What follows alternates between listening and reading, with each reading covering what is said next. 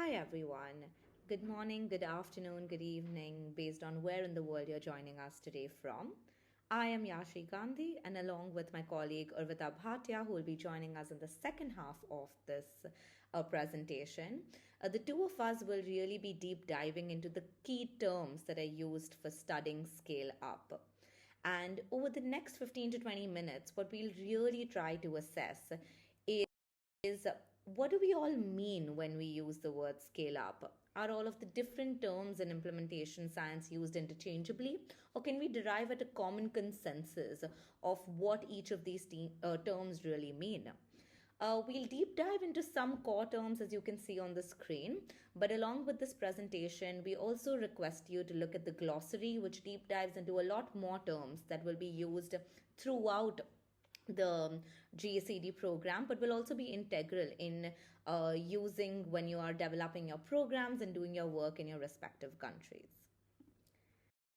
To begin with, I really wanted to present a brief understanding of what are the various terms that people use when we are thinking of implementing at scale. These are some of the terms that are commonly used but also interchangeably used. And so we'll spend some time thinking through each of these in the next few slides. But before we really move on, I'd like for all of you to perhaps pause on this recording right now and think about what do you really mean when you talk about implementing at scale? How do you define scale up, scale out, various dimensions of scale up? And do you use some of these terms that you presently see on the screen interchangeably? Do you think that some of these terms mean the same thing? And if so, what do they mean? So I would request you all to really do this exercise independently before we deep dive into the presentation. I'd also want to highlight here that there is, as we are an emerging field, there is a sense that some of these terms are used interchangeably. And so it would really be helpful to kind of think about the similarities and the differences when we think of all of these terms. I want to begin by spending some time in thinking about the word scale up and its difference with upscaling, and if there is any really. When we use scale up in implementation science, most of us are trying to refer to a deliberate effort which is made to broaden the delivery of an evidence based intervention or program with the intention of reaching a much larger number of people of the target audience. Often, an evidence based intervention scale up will target health delivery units within the same or very similar settings under which the evidence based intervention has already been tested. And so, while upscaling is often used interchangeably with scale up, it has been found that most people are referring to upscaling when they're thinking of a small scale project which is now being implemented at a larger scale, but sometimes in a different setting too. What upscaling is really referring to is aiming to maximize its impact and the benefit to the people. It is essentially a key aspect of translating research findings into the real world practice. A lot around the terminology of scale up and upscaling is further discussed in Module 1, specifically Lecture 1A. Moving on to really thinking away from scale up to scale out. Much of the new evidence does not get taken up into clinical practice, and so we really need to design strategies to get evidence into practice. And scaling out is a conscious effort to do so. It is the effort to broaden the delivery of an evidence based intervention in the sense that it's an extension of scale up, really. So, what it uniquely does is that it is the deliberate use of strategies to implement, test, improve, and sustain an evidence based intervention or program as it is being delivered to new populations and or through new delivery systems, one that differs from those where the effectiveness trials were initially run. As you can see on the screen, there are three types of scale outs that can be done. Type 1 really refers to the population being fixed, but it's actually being implemented through a different delivery system. So, say for example, the population can be an active help seeking population, but while your initial intervention was tested through the public sector, maybe now you deliver the same intervention through the private sector. Type 2 is where the delivery system is fixed. So instead of it being public or private, we know it is being potentially delivered only through the public system. But here, the population changes. So maybe initially your intervention was only for people living with HIV, and it was being implemented or delivered through the primary healthcare setup. But now your intervention is adapted during the scale out process and can be delivered to the general population through the primary healthcare setup. And type 3 is where both of these aspects change, which is that it's a different population but also different delivery system. So, an intervention that was originally designed only for people living with HIV and administered through the primary healthcare system now is changed to really be delivered through the private system and for the general population as well. Moving on, I'm now going to deep dive into some of the expandnet categories when we're thinking of implementation at scale. You can read a lot more about it on the reference that is provided on the bottom left side of the slide. On this slide, I will really deep dive into what we mean by vertical and horizontal scale up. And on the next slide, I will tackle the two other bits around diversification and spontaneous. So what do we really mean when we say vertical scale up? We're trying to focus on strengthening the implementation of the intervention within maybe a single site to ensure that there is high fidelity and sustainability of the program. A vertical scale up often involves changes in organizational structure, policies, procedures, and staff training to ensure that it's actually fully embedded within the intervention. What it really aims to do is to optimize the intervention's effectiveness in a very specific context. Horizontal scale up, on the other hand, he aims to replicate the same intervention across different settings, different populations, and potentially also adapting it to fit these different contextual aspects. It requires us identifying the common elements of the intervention that can be transferred while also considering all of the other aspects of socioeconomical political factors that may influence the implementation of the intervention. And hence, horizontal scale up is really looking at focusing on a wider dissemination and reaching a larger number of people rather than improving the effectiveness of the intervention in a specific context. To give an example of a vertical versus a horizontal scale up, say we were to be implementing a new school-based nutrition program within a single school district. If we were to now use the vertical scale up approach, we will now be scaling up this intervention maybe in multiple schools in the same district. But if we were to use the horizontal scale up approach, on the other hand, we will be taking this successful school nutrition program from one school in one district to maybe other schools in other districts or to a different population. And this would also mean that we adapt elements of the intervention based on local needs, resources, and policies and programs of the different schools. You will now see brief definitions of vertical and horizontal scale up as I described them earlier. But now I'll take a minute to really deep dive into what we mean by diversification and spontaneous scale up. Diversification is also known as functional scaling up or grafting, and it is typically pursued when new needs are identified during the course of scaling up. Interventions are then built to be added on to the original innovation and are tested to ensure that we are responding to the dynamic needs of the system. Sometimes these felt needs could be not that obvious and they come up as we're intervening and implementing the innovation, but sometimes these needs can be a result of the implementation of the intervention in itself. Spontaneous scaling up, on the other hand, is most likely to occur when an innovation addresses a clearly felt need or when a key event draws attention to a need. Ultimately, spontaneous scale up of the innovation is desirable, provided that it is working well and the quality of the intervention and implementation process is not being compromised.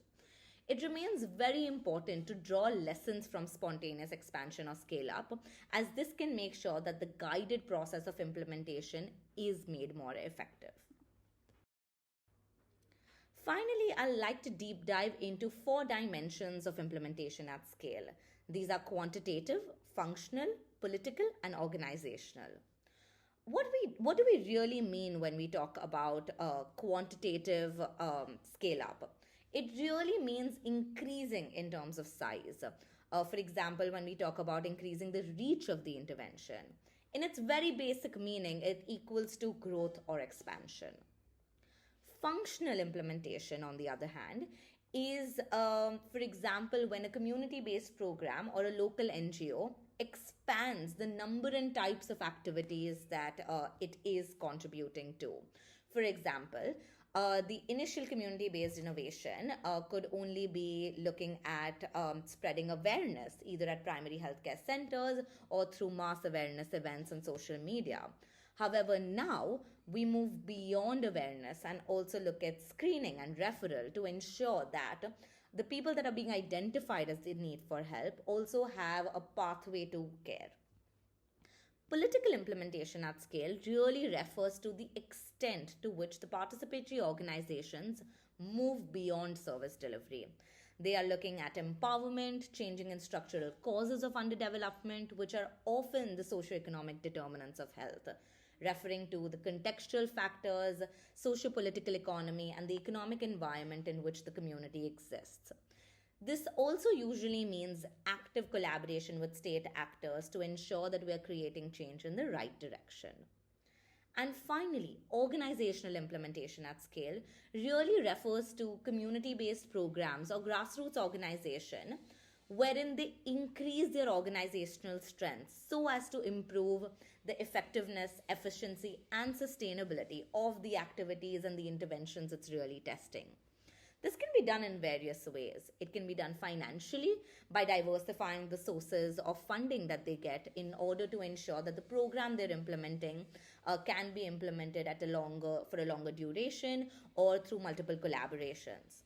It can also be done institutionally, that is, by creating external links with other developmental or key stakeholders in the state, or by proposing a collaboration between public and private partners, or by improving the internal management capacity of the staff at various levels. Maybe training key stakeholders who are actually implementing the intervention in different kinds of communication styles, or allowing the organization to grow by improving leadership or capacity building initiatives at the leadership and governance part of the hierarchy as well. It is really important that the organizational implementation at scale really focuses on learning from mistakes and trying to do things innovatively and differently so as to ensure that we are able to build innovations in a way that addresses the needs of the community from the point of view of equity and sustainability. Finally, I just want to end by summarizing that y'all would have seen a lot of similarities between different terms. So, for example, scale out, spread, and horizontal scale up do refer to or have common synergies. And similarly, scale up, vertical scale up, as well as political dimension of implementing at scale also have common characteristics in their definitions. And so, this makes it even more important for us to define these terms when we write about them, we speak about them, so people know what we're really referring to and what is being left out when we are talking about these definitions. I'll now hand it over to Urvita, who will take you along the core terms for the GACD module. Thank you very much.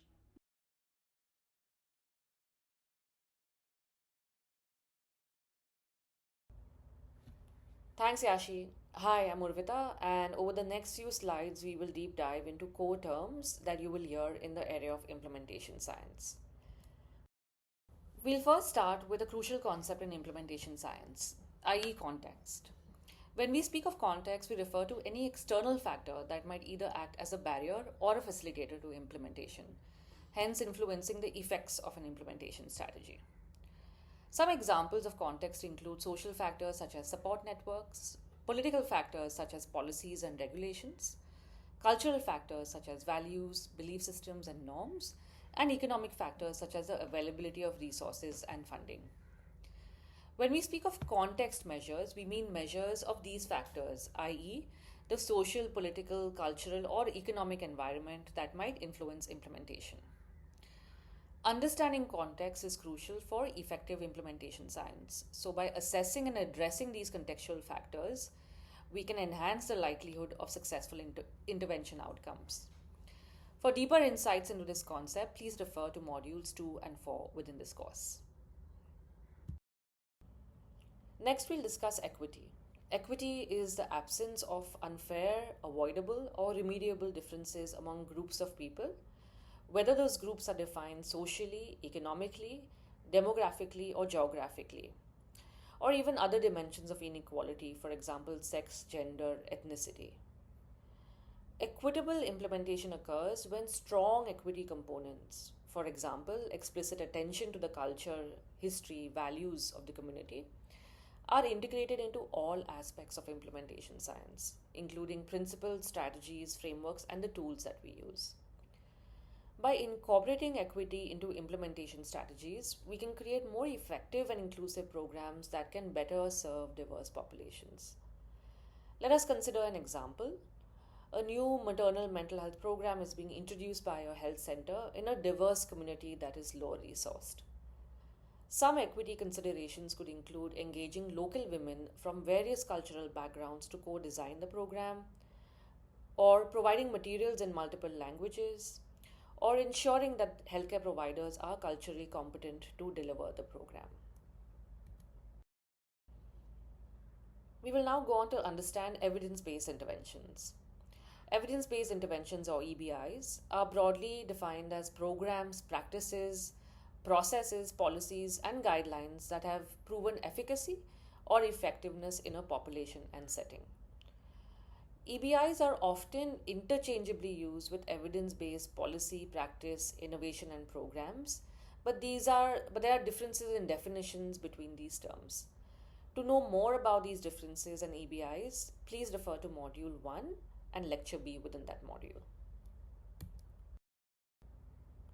Next, we will discuss non-communicable diseases, or NCDs, which are chronic conditions with characteristics such as 1.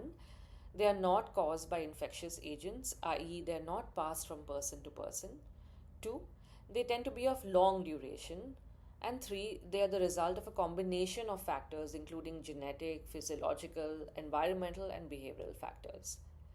Some examples of non-communicable diseases include cardiovascular diseases such as heart attacks and strokes, cancers, diabetes, and mental health disorders. Next, we'll discuss systems thinking. Systems thinking is simply an approach to problem solving that views problems as part of a wider dynamic system. This approach recognizes as well as prioritizes the understanding of linkages, relationships, interactions, as well as the interdependencies among components of a system that give rise to the system's observed behavior. By using a systems thinking approach, we can develop comprehensive strategies that address multiple factors contributing to conditions or complex situations, eventually leading us to more effective as well as sustainable outcomes. We will now talk about sustainability. Sustainability refers to the ability to create structures and processes to allow an implemented evidence based intervention to be maintained and adapted within an organization or system, and importantly, to continue to create positive impact over a longer period of time. To give you an example of sustainability, let's imagine that a community organization is planning to launch a new substance use prevention program targeting at risk young people. Sustainability in this example could take various forms. For instance, the organization could create a coalition of local stakeholders, including schools, law enforcement services, and health services, to support the initiative more broadly. But also, they could partner with these stakeholders to secure ongoing funding through grants as well as community fundraising. The program could also be regularly evaluated and adapted based on participant outcomes and community needs, ensuring its continued effectiveness over time. As part of the course, we have curated a glossary of terms that will help you get a sense of the core and advanced program terms that you will see across the course, as well as within implementation science literature. You will find this on the online platform, and we look forward to any thoughts or reflections that you may have about these terms. I'd like to summarize the key messages that Yashi and I would like you to leave with from today's session. The first is around language and terminology. Terms are often used interchangeably, but defining the term within the scope of a study and unpacking the process that you have followed is very important. Defining terms helps establish a common language, which is very essential for us to advance the field, and also is valuable from the point of view of replicability, which is helping us build on each other's work effectively. The second point is around systems thinking and context. When we are implementing at scale, we need to remember that it can mean very different things for different people or stakeholders. But context and systems thinking is key.